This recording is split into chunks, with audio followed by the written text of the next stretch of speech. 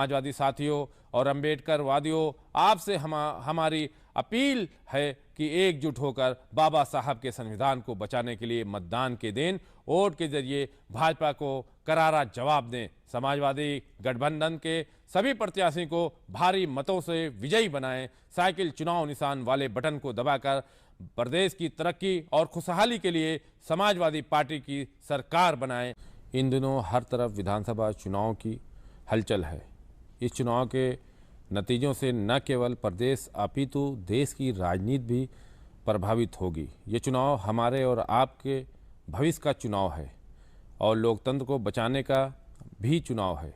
यह देश का सबसे बड़ा चुनाव है। पूरे देश की निगाहें उत्तर प्रदेश के चुनाव पर हैं, इसलिए हर एक वोट इस चुनाव में बहुत कीमती है। भाजपा ने पूरे 5 साल तक के कार्यकाल में जनता की भलाई का कोई काम नहीं किया।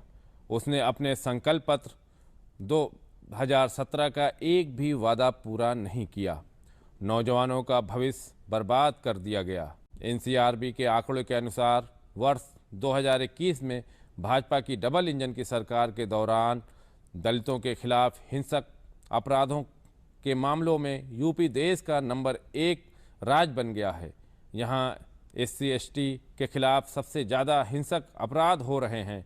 वर्ष 2020 में देश में दलितों के खिलाफ अपराध के कुल 50,291 मामले दर्ज हुए, जिसमें से अकेले सिर्फ उत्तर प्रदेश में 12,714 मामले दर्ज हुए। हाथरस में दलित बेटी के साथ नृशंस अत्याचार हुआ, जिसे पहले भाजपा सरकार ने फेक न्यूज बताया।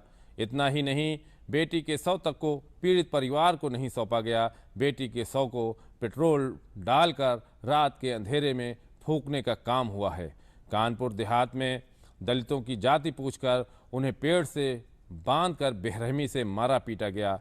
चंदौली प्रतापगढ़ में दलितों की बस्तियों में आग लगा दी गई और सरकार चुप रही। यूपी में पिछले 3 साल में 1318 लोगों की पुलिस और न्यायिक हिरासत में मौत हुई है।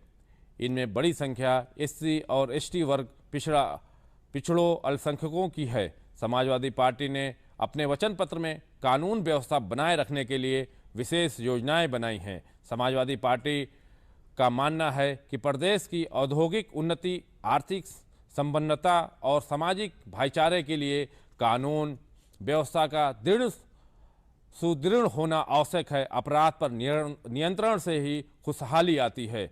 समाजवादी पार्टी ने अपने वचन पत्र में वादा किया है, राज्य की कानून व्यवस्था नीति 2022 के द्वारा मजबूत, उदार और उत्तरदायी पुलिस प्रणाली विकसित की जाएगी। यह अधिक मानवीय और जनता के अनुकूल वातावरण में उत्कृष्टता पैदा करने पर विशेष जोर देगी।